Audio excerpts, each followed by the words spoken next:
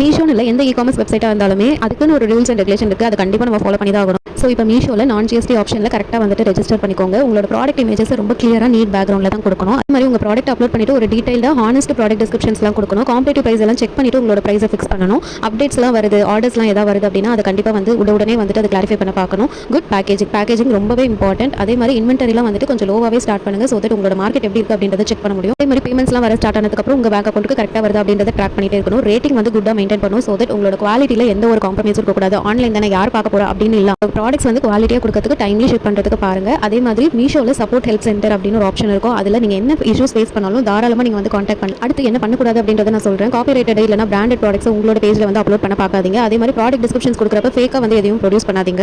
Customer returns, refund இதெல்லாம் வந்துச்சு அப்படின்னா கண்டிப்பாக வந்துட்டு அக்செப்ட் பண்ணும், இக்னோர் பண்ணிடக்கூடாது. அதே மாதிரி டிஸ்பேச் பண்ணுறதுல எந்த ஒரு டிலேவும் கொடுத்துடக்கூடாது. ஸோ தட் உங்களோட ஸ்கோர் வந்து கம்மியாகும். அதே மாதிரி இமேஜஸ் வந்து ரொம்ப புவர் குவாலிட்டியாக வந்துட்டு அப்லோட் பண்ணாதீங்க. ஸோ தட் வந்துட்டு விசிபிலிட்டி கம்மியாகும். அதே மாதிரி பேக்கேஜிங் வந்து ஸ்டார்டிங் ஸ்டேஜில் ரொம்ப ஸ்பெண்ட் பண்ணாதீங்க. ஃபார் எக்ஸாம்பிள் மீஷோவில் நம்ம ஆர்டர் பண்ணுறப்ப பார்கோட் பேக்கேஜ் மாதிரி வரும்ல, அது வந்து ஸ்டார்டிங்லேயே வாங்கி நம்ம யூஸ் பண்ணணும் அப்படின்னு அவசியம் கிடையாது. ஒரு நிறைய ஆர்டர்ஸ் வர ஆரம்பிச்சதுக்கப்புறம் நீங்கள் வாங்கி தாராளமாக ஸ்டார்ட் பண்ணலாம். அதே மாதிரி லாஸ்ட் பாயிண்ட் என்னன்னா, உங்களோட டர்ன் ஓவர் எக்ஸீட் ஆகுது, இல்லை உங்கள் பிசினஸ் எக்ஸ்பேண்ட் பண்ண போறீங்க இப்படின்னா மட்டும் நீங்கள் வந்து ஜிஎஸ்டி அப்ளை பண்ணுங்க. அது என்ன டர்ன் ஓவர் லிமிட் அப்படின்னு கேட்டிங்கன்னா, ஜிஎஸ்டியை பொறுத்த வரைக்கும் ஒருத்தரோட டர்ன் ஓவர் வந்துட்டு 40 lakhs per annum, அதாவது ஒரு வருஷத்துக்கு 40 லட்சத்துக்கு மேலே டர்ன் ஓவர் பார்க்குறாங்க அப்படின்னா அவங்க தான் ஜிஎஸ்டி அப்ளை பண்ணலாம். உங்கள் மைவர்ஸ் எனக்கு நல்லாவே புரியுது, இங்கே ஆர்டரே வரல, எங்கேருந்து 40 லட்சம் அப்படின்னு கேட்பீங்க. அதுக்கு தான் நான் சொல்கிறேன், ஸ்மால் பிசினஸாக இருக்கவங்க இந்த மாதிரி நான் ஜிஎஸ்டி ஆப்ஷன் யூஸ் பண்ணி நம்ம வந்து தாராளமாக செல் பண்ணிக்கலாம்.